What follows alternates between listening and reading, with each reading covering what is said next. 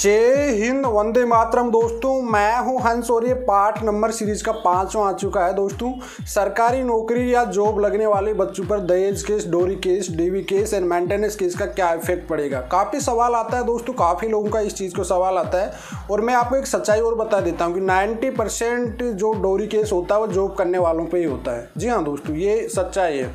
जो जॉब कर रहे हैं, गवर्नमेंट सर्वेंट होते हैं, उन्हीं पे 90% ये डोरी का केस होता है। क्यों होता है? उसमें एक एटीट्यूड आ जाता है घर वालों को, क्योंकि जब शादी करते हैं ना तो वो लोग उसके डिमांडें पूरी करते हैं। लड़के वाले काफ़ी पैसा भी मांगते हैं, शादी के टाइम मांगते हैं। ये मैं क्लियर कहता हूँ, ओपनली कहता हूँ भाई, शादी के टाइम लड़के पैसे डिमांड करते हैं।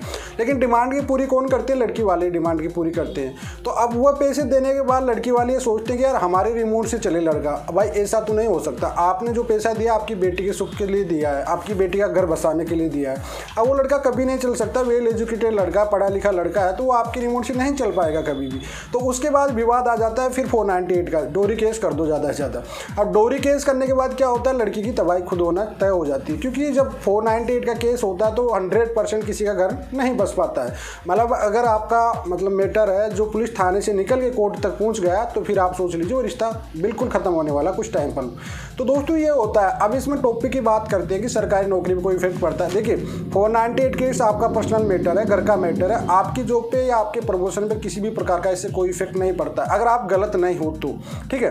क्योंकि जो भी इन्वेस्टिगेशन होगी, जो भी प्रॉपर जजमेंट आएगा उसी के पास डिसाइड किया जाएगा। लेकिन उससे पहले जो इन्वेस्टिगेशन, इंक्वायरी, ट्रायल जो भी चल रहा है उसमें आपको किसी भी प्रकार की कोई दिक्कत नहीं आने वाली। तो आपके माइंड में ऐसा लगता है कि यार मेरी जॉब खाई, लड़कियां ये कहती हैं कि जॉब खा जाऊंगी तेरी, उसके ससुराल वाले कहते हैं तुझे जॉब में जेल में सड़ा दूंगी, ऐसा। तो ये माइंड से निकाल दीजिए, ऐसा कुछ भी नहीं है। आपकी जॉब पे किसी भी प्रकार का कोई इफेक्ट नहीं पड़ेगा, ना ही आपके प्रमोशन पे कोई इफेक्ट पड़ेगा, क्योंकि ये जांच का विषय है। 498 केस जो एनसीआरबी के आंकड़े होते हैं उसमें 98% झूठे जाते हैं। तो अकॉर्डिंग टू डिपार्टमेंट भी यही समझता है कि मामला झूठा ही होगा, तो उसमें डिपार्टमेंट कोई भी एक्शन नहीं लेता है। जब तक उसका फाइनल जजमेंट नहीं आ जाता है तब तक कोई भी उस पर किसी भी प्रकार का कोई भी एक्शन नहीं लिया जाता है। बात करते हैं अगले पार्ट में दोस्तों कि जो पढ़ने वाले, रीडिंग करने वाले बच्चे हैं जो जॉब की प्रिपरेशन कर रहे हैं, काफ़ी लोग जिनकी शादियां हो जाती है उसके बाद 498 केस उन पर वाइप कर देती, तो क्या उनका जो प्रॉपरली पुलिस वेरिफिकेशन होता है उसमें क्या प्रॉब्लम आएगी या नहीं आएगी? देखिए दोस्तों, उसमें आपको जो आपका केस रनिंग चल रहा है, भाई कंटिन्यू चल रहा है अभी आपका, या आपका एफआईआर हुई है, तो उसमें आपको जॉब में जो वेरिफिकेशन होता है, पुलिस वेरिफिकेशन, उसमें आपको डिटेल देनी पड़ती है। भाई मेरा फैमिली का मैटर चल रहा है, इस प्रकार का एक केस, तो आपके मैक्सिमम डिपार्टमेंट आपको एक्सेप्ट करते हैं, कोई दिक्कत नहीं है। और कई डिपार्टमेंट होते हैं जो उस केस का वेट करते हैं, या नहीं कि आपको जॉब से बिल्कुल परमानेंटली लेंगे, नहीं, बिल्कुल आपका केस चलेगा तब तक इंतजार किया जाएगा, आपकी सीट को पेंडिंग डाला जाएगा।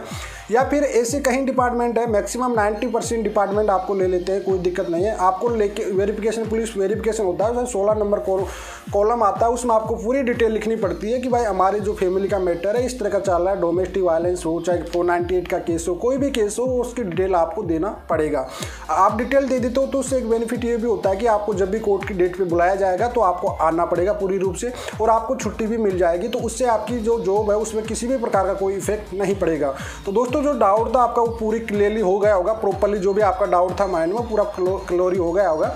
तो चलिए दोस्तों आज के लिए इतना ही। और दोस्तों एक इंपॉर्टेंट बात है, कमेंट में कोई भी नंबर देता है उसकी रिस्पॉन्सिबिलिटी आपकी खुद की है।